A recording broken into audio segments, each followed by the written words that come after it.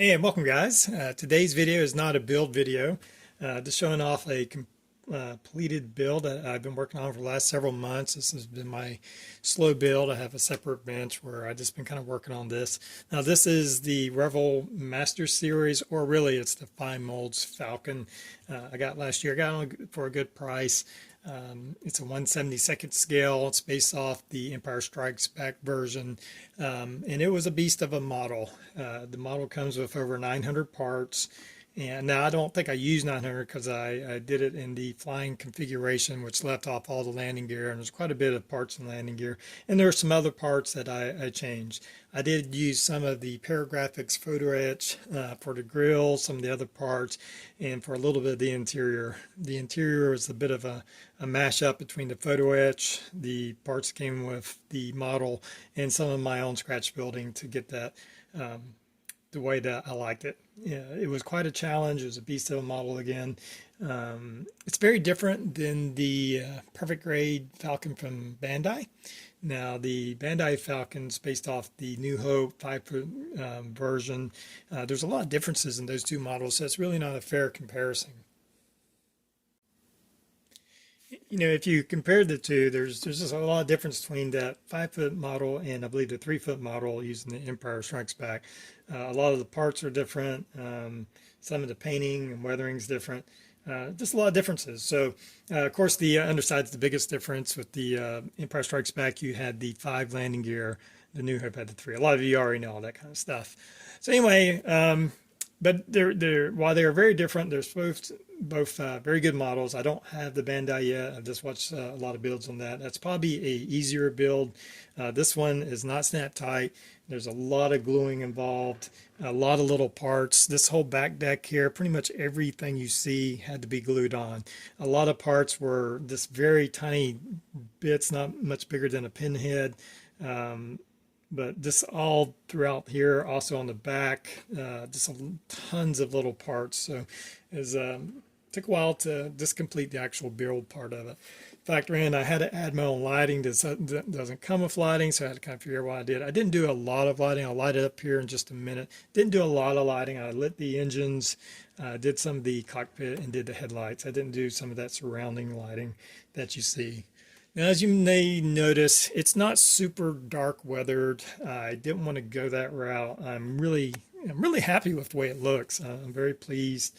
I used Tamiya AS20 as a base coat. Of course, I did a black primer on the whole ship first.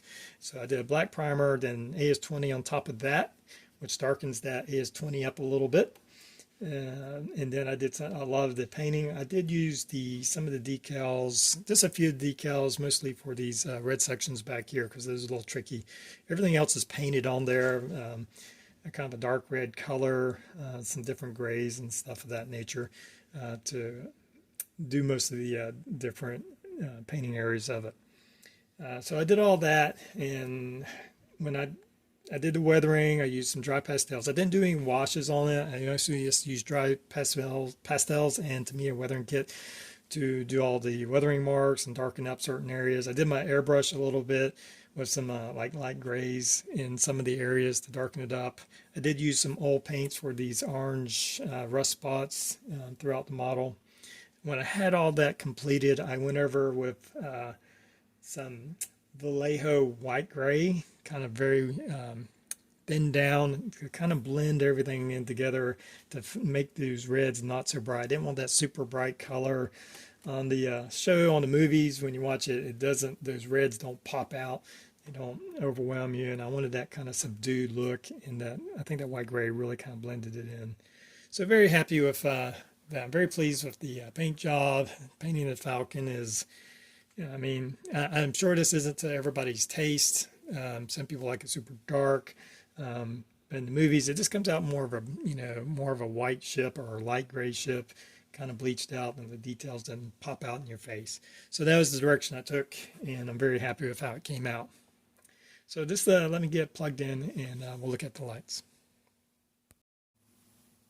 All right, so here you can see the engine lighting. Right now it's being powered by a 12-volt LED light strip power supply that plugs in, and I just have a connector underneath. That way, if I want to take it to a show or something like that, I can unplug everything, and make it easy to travel, or at least safer to travel.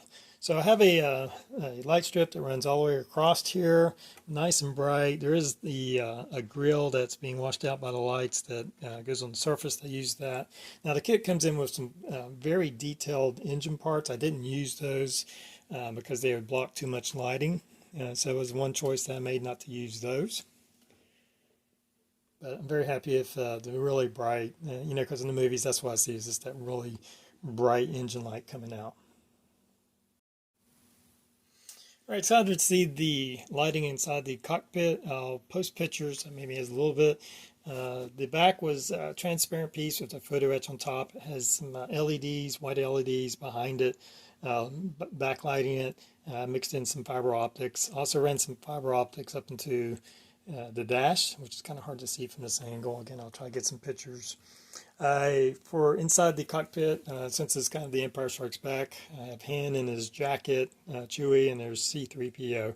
The kit does come with several options on figures. You can do the New Hope. It gives you a couple different Princess Leia's. It gives you Obi-Wan, Luke Skywalker. Even gives you a couple stormtroopers. So it gives you a lot of options on that. But that's just why I went with that, since it's kind of supposedly flying, you know, through the asteroid field on Empire Strikes Back is kind of where I picture this at right now. And here you just get a good look at the headlights, which are just a couple 3mm LEDs that are run through there. Again, I didn't want to go crazy with the lighting. I wanted to be more about the building the model and having a nice looking model for display. I did use the stand that comes with the kit. As you can look down here, it gives you this little plate. The decal comes with it. I put the decal on the plate, and then I put some resin to make sure and protect that and give a nice glossy look. I then attached it to this wood plaque, which I had painted, and also put some resin on there to give it a nice glossy finish and protect it. And it just sits on there, so it can easily be removed. And here's just a better look of the cockpit.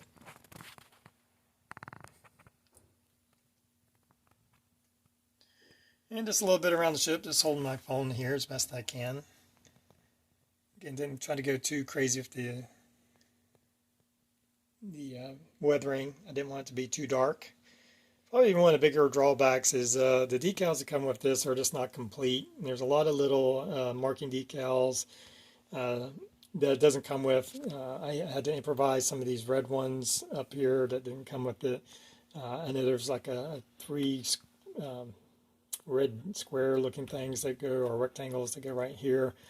None of that came with it. And then the decals that did come with it were very poor in quality. They were very rigid and broke apart. As I tried it, just the ones I tried to install had a lot of issues getting those on there.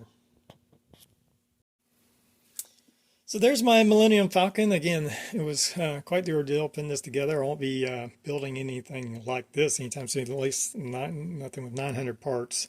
It just took a lot of time just assembling that. It was a lot of challenge, but I think at the end of the day, it makes for a very nice looking display, a very nice representation of the Millennium Falcon. So I'll just leave you with some closing shots. And again, thank you for joining me, and hopefully we'll see you next time.